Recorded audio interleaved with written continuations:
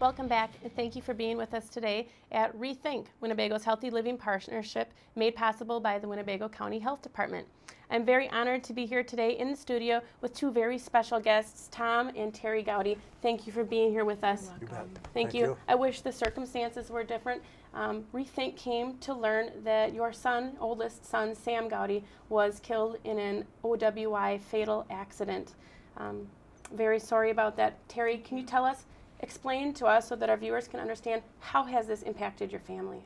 Well, Samuel was our oldest child, like you said. We have 4 boys and a little girl. He was the leader.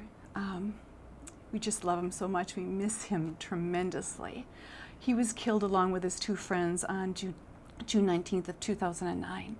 They were heading home from Green Bay from a birthday party, and a gentleman that was over 3 times the legal limit was heading northbound on the southbound lane and hit them head on. Killed the 2 girls instantly, and Samuel lived for another 12 hours. The impact on our family has been tremendous.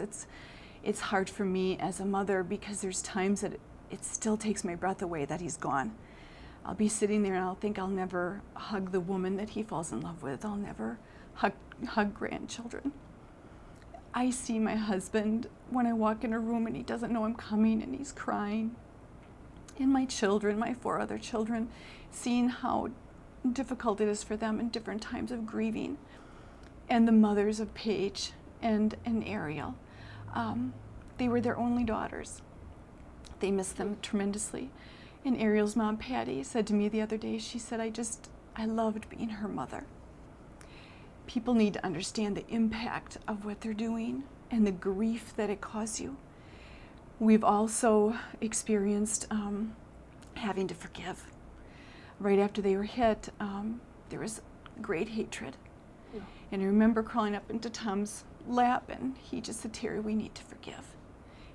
The gentleman didn't wake up that day thinking I'm going to kill 3 children, but as a result of his choice, it's exactly what he did. So forgiveness has come into our hearts, and I now know what it's like to have my heart held by God, because people say, how can you be so strong? And I'm like, I'm not, but the Lord is, and He holds us together. Well said. Thank you. No one can imagine, but you are enduring through it, and you're an advocate now. And the Winnebago County Health Department and Rethink, we strive at prevention efforts, not come along after and clean up the mess, right. But we think about things ahead of time that could prevent right. loss, injury, disease, right. infection.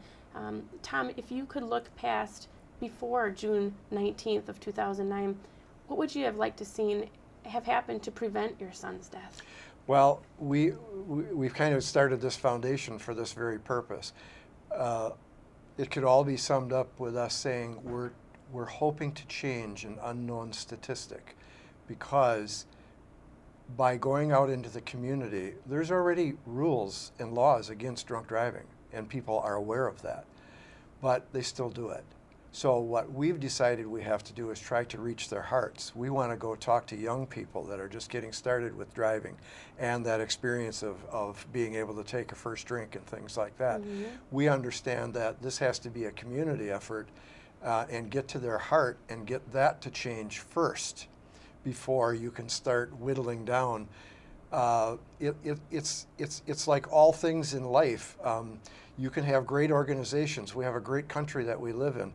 We have a great state that we live in, but this state is one of the worst, if not the worst, in the entire nation. Everybody knows Wisconsin is for lacking. Drinking and driving, and all of these deaths. We now experience one of those statistics. It's just another number, but yet this is the impact that it's had. Not to mention the economic impact. Now, I know that drinking is legal. It's a legal thing for taverns to have a license and to serve alcohol. But let's say this tavern owner, and we still don't know who it is. We can't figure out what this man's hours, where he was. We can't figure it out. But anyway, let's say this tavern owner made $30 or $40 on the profit from the liquor that he sold to this man over the course of this day. The financial impact to the community, the insurance companies, the funerals.